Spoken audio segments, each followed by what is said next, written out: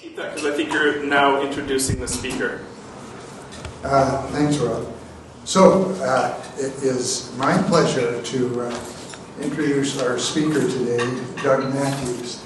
And many of you know Doug. And I'm going to start this off by saying that Doug graciously allowed me to say how proud it is for me to be introducing such a distinguished speaker who wonderfully wears a bow tie. Welcome for that, Doug. Now, to just say a few words about Doug. Doug's been involved for over 40 years in northern resource development with experience in the mining, petroleum, pipeline, and electricity sectors of the economy. He was with the GNWT for 25 years, and he either lived or worked in most of the communities around the NWT. He lived for a period in Tuktoyaktuk and Nunavut, and then here in Yellowknife. Tuning in the past 8 years, Doug has provided consulting services to the Satu Secretariat and the community of Delamere in areas of indigenous governance, remediation, and energy issues. So I'll ask you to welcome Doug, and I know that he is going to give us a very interesting, straightforward, and how do we put it? Say it. No punches held kind of talk about what lies ahead in oil and gas. So, Doug, the floor is over to you. Please welcome.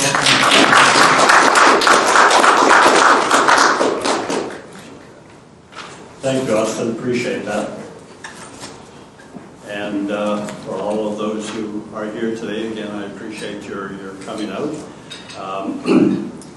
I'll start by saying how happy I am, of course, to be here, the result of a kind, albeit fairly aggressive request from Austin Marshall that I do so.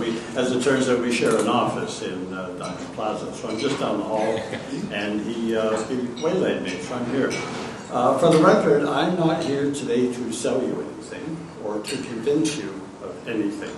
I merely want to share a few observations with you, and you may do with them as you wish. No pressure. I am not looking for converts today. There is no baptismal fount. There will be no laying on of hands. I'll be speaking first about the North status as a resource hinterland, one always subject to the whims and changing tastes of people, companies, events, and governments distant from us. A hinterland with no self-control, if you wish. I'll then talk about our territory's melting landscape, our changing climate, our receding coastlines, river valley slumpages, forest fires, and animals forced to migrate to live. The territory on the brink of natural ruin. And if you take either of these two would be a downer, well, wait until I put them together for you. But there is a punchline to my talk, and I will later share with you a response, a way forward, and a hope for the future. So we begin. First, a hinterland. Here in the NWT, we have virtually no control over our resource economy. We're blessed with resources: oil, natural gas, diamonds, gold, forests, fish, clean, rapid running waters. They're all here, and they're here in abundance. Excuse me. The problem for the territory, and the very reason why we categorize it as a hinterland, is that those vast resources are too big for our domestic demand to absorb. And so, if we want to develop them, if we want to see economic gains from them, we need access to external markets. And those markets, in turn, are only open to the north that others, non-northerners, need or want them to be. And so our development has always been driven by events outside the territory. The Norman Wells oil field and the Canola Trail came about because of the Japanese War in the Pacific. The 1970s oil exploration in the Delta and the Beaufort followed the Middle East wars. The Norman Wells expansion in the 1980s followed the fall of the Shah of Iran and long lines at the gas pumps. The Mackenzie Gas Project came about in response to falling natural gas reserves in the United States. And just as outside forces determine when development will occur, they also determine when it will stop. The world innovates, so we move on from whale oil to gas light to electric light bulbs. Style changes, no more need for baleen for corsets, no more beaver pelts for hats. Attitudes change, so we lose our markets for our furs, our polar bear skins, and our sealskin products. A southern judge comes up, and we lose our pipeline project. Technology changes, and so our Delta natural gas, our sawtooth shale deposits, lose to the fracking of the Permian and the Bakken. Prime Minister's decree a moratorium, and the waters of the Beaufort are closed to exploration. As I said, we have no control over our resource projects. But now, here's where it gets worse. While we have always been dealt blows by distant markets, there's a much larger challenge in front of us today. The climate is changing, often as a result of the past 100 years' use of oil and gas produced and used by others. But the big impact, the hit, is on us. We all know the numbers. The North warming at 3 times the rate of the rest of the developed world, the declining Arctic sea ice, glaciers retreating, permafrost melting, coastlines receding, and apparently the only hope, the only one we have of changing this, is for the world to stop using the very oil and gas we have pinned our development hopes on. And that, ladies and gentlemen, puts us in a very difficult situation. So the question then becomes, how much are we prepared to give up today to make things better for a tomorrow we will never see? How do we square that particular circle? Well, I did promise you a punchline, the solution, and you have it in front of you. It's that card, it's the equation.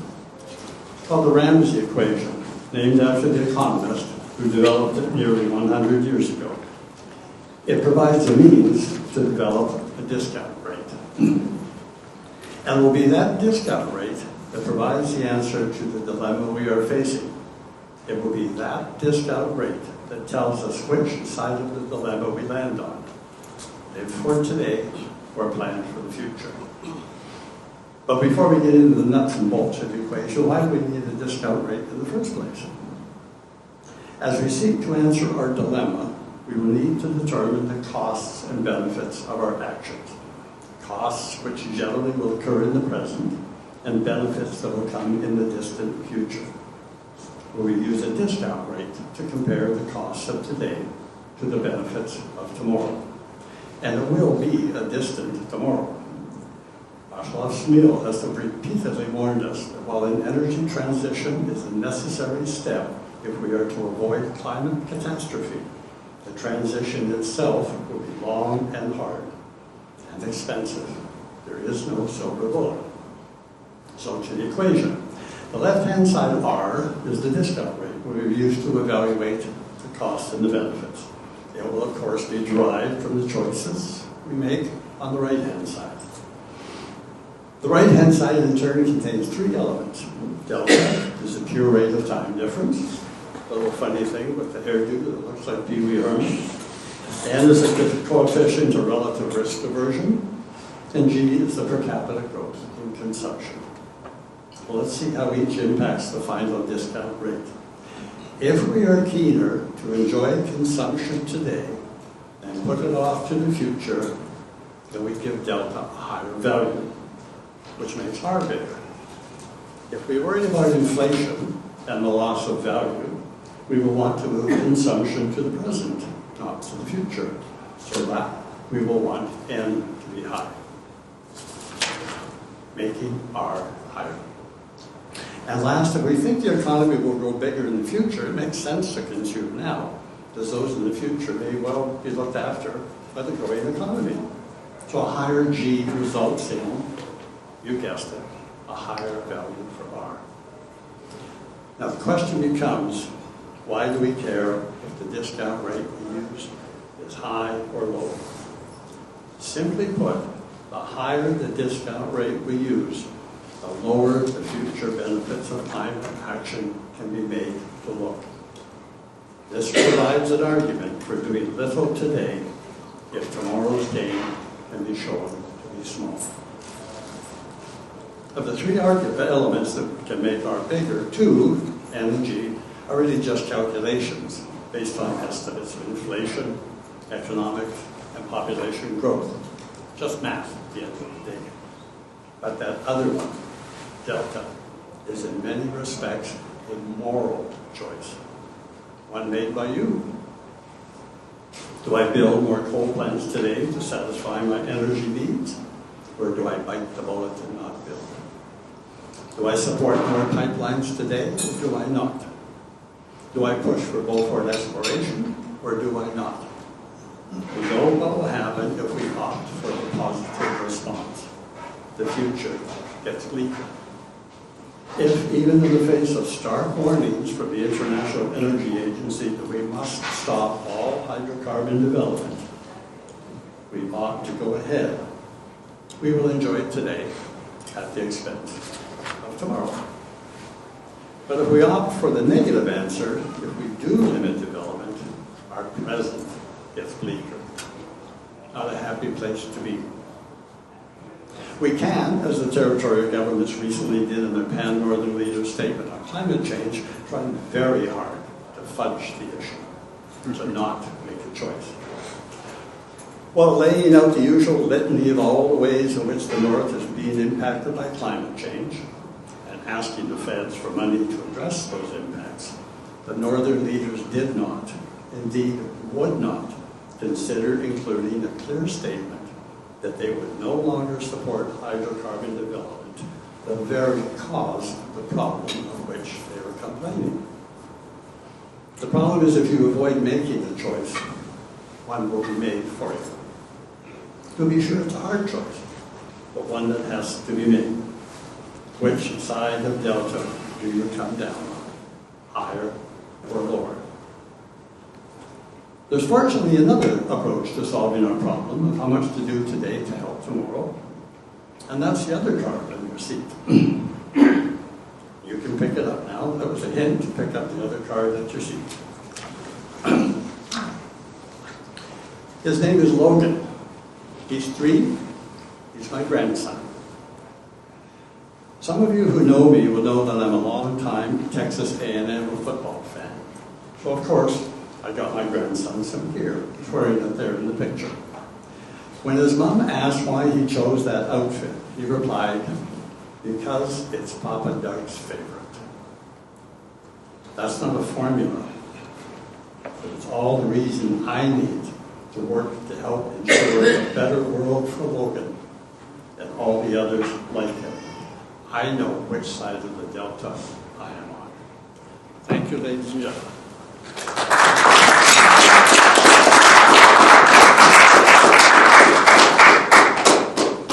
All right, we have a couple minutes for some quick questions if you want to take them.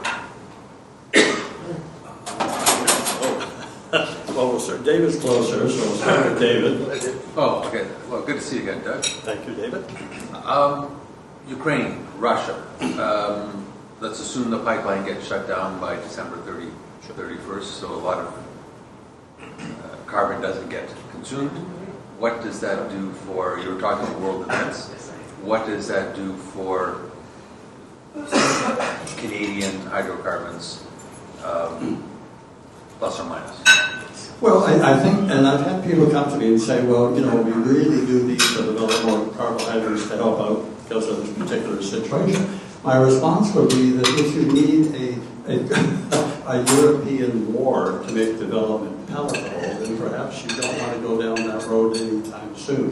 We can produce more here, but everybody is going to be jumping all over that little shiny object now.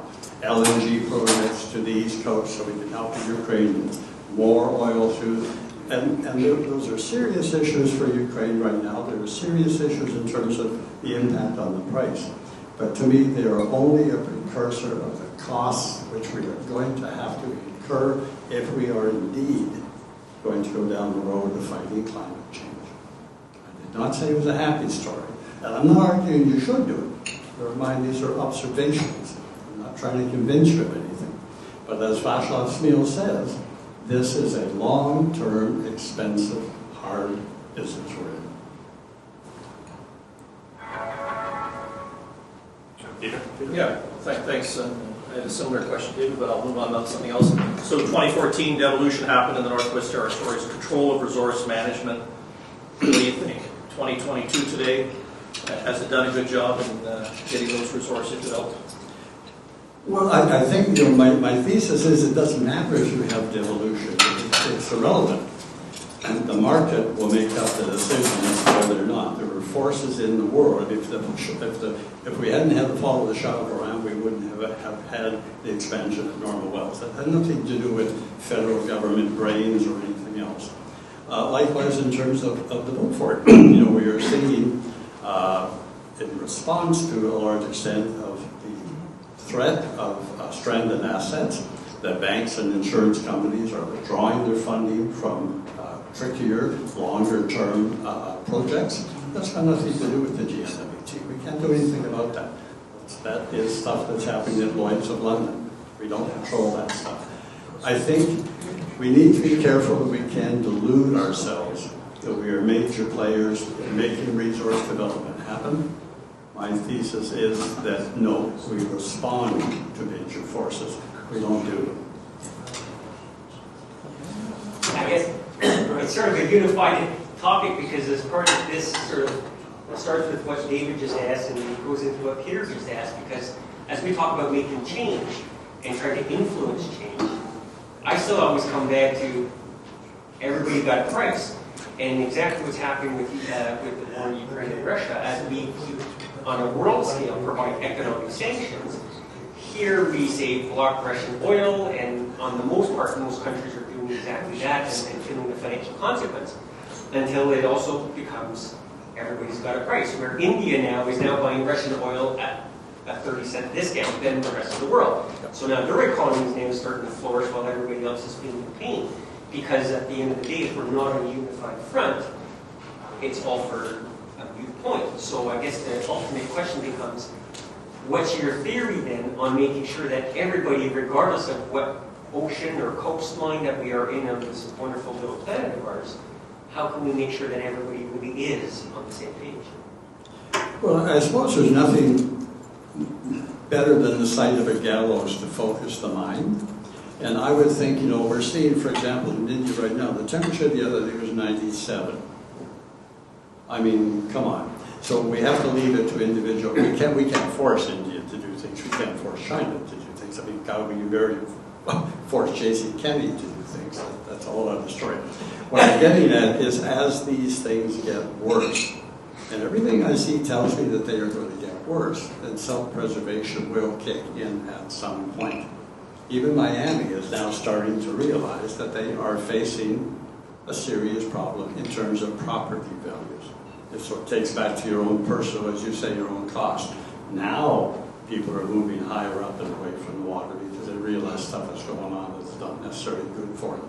So I just leave it up to individual countries. They will figure this one out as they go.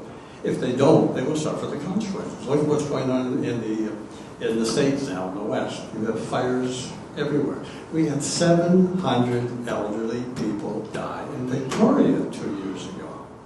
This is Canada. We had 700 elderly people die in Victoria.